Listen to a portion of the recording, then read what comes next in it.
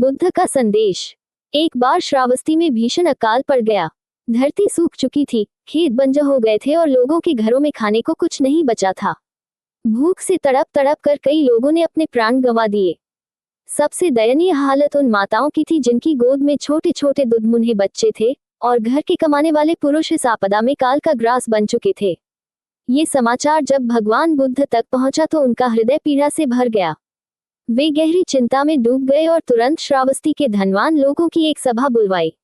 उन्होंने वहां उपस्थित सेठों और व्यापारियों से कहा, इन माताओं और बच्चों की रक्षा करना हमारा धर्म है। आप लोग कृपया आगे आइए और इनकी मदद कीजिए। सभा में मौजूद लोग बोले, भगवान, हमारे पास थोड़ा बहुत अनाज तो है, लेकिन वह मुश्किल से 1 वर्ष के लिए ही पर्याप्त है। अगर हम उसमें से कुछ बांट देंगे तो हमारे अपने परिवार भूखे मर सकते हैं।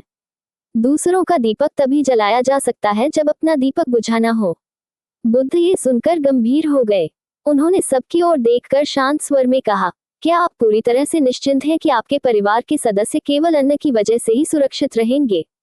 क्या कोई रोग, कोई दुर्घटना, कोई और विपत्ति उन्हें नहीं छू पाएगी? क्या आप भविष्य के हर पहलू को जानते हैं?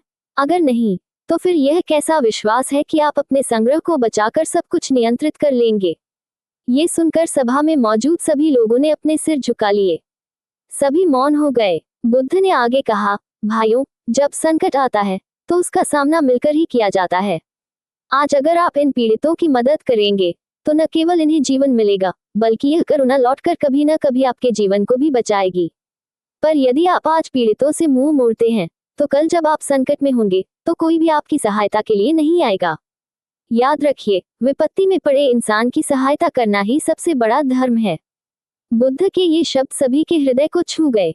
श्रावस्ती के सेठों और व्यापारियों ने अपने अनाज के भंडार खोल दिए। वे स्वयं भूखे और जरूरतमंद लोगों में अन्न बांटने लगे।